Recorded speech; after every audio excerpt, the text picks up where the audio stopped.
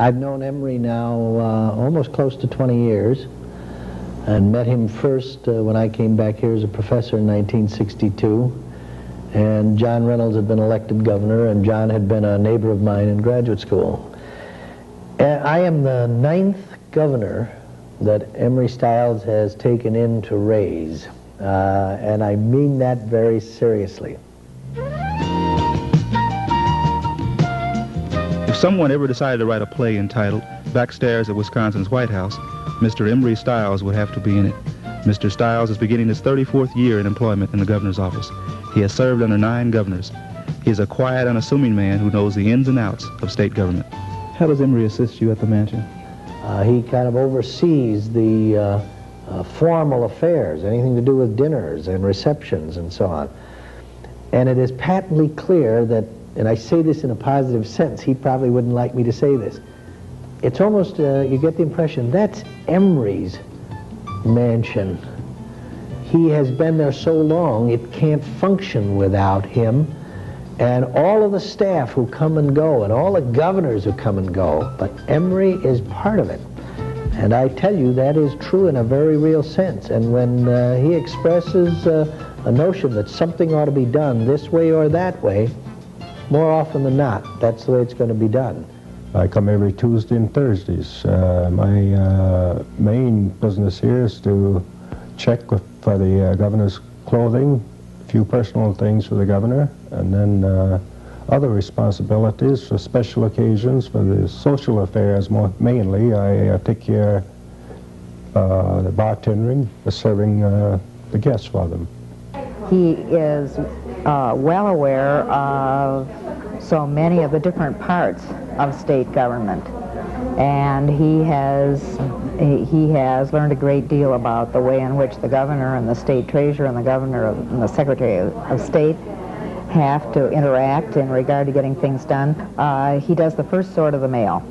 He takes a look at all of the incoming mail. He determines some things. He determines if something should be seen by the governor immediately. He then turns it over either to constituent relations or the other divisions in the office, and he does that very, very quickly so that people have their mail right away in the day. He also takes care of the documents and goes over them just prior. I'm talking about the official documents. If the governor's signature is needed, he will take a look at that. If we need to have the state seal, and while he doesn't always make the determination about that, he is a kind of our final check person to see that it is as it is supposed to be and is all correct. Consequently, he is privy to anything that is being written or said around here. He is the one source that probably hears and sees everything. Would you describe in a few words each of the governors that you've served under? I'll start to mention them. Governor Rennebaum. Governor Rennebaum was a fair-minded person. He's the type who believed that state workers for a day's pay should give a day's work. What about Governor Kohler? Governor Kohler was a very fine type of person. He believed in higher education. I think that was one of his specialties. Governor Thompson?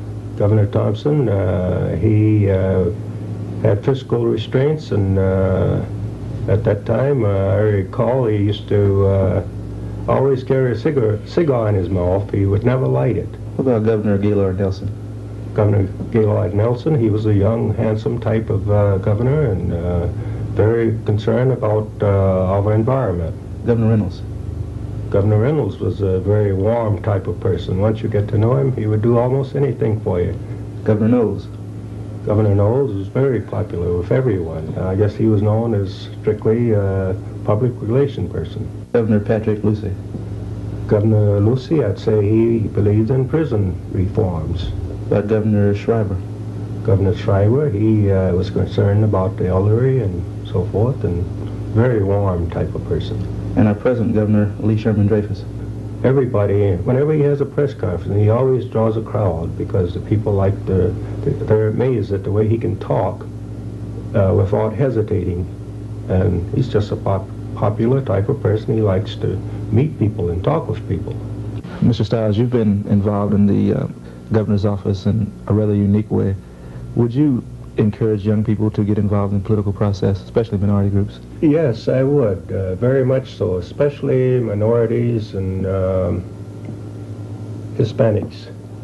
I would say that the public is anxious to become better known with the minorities and Hispanics and etc.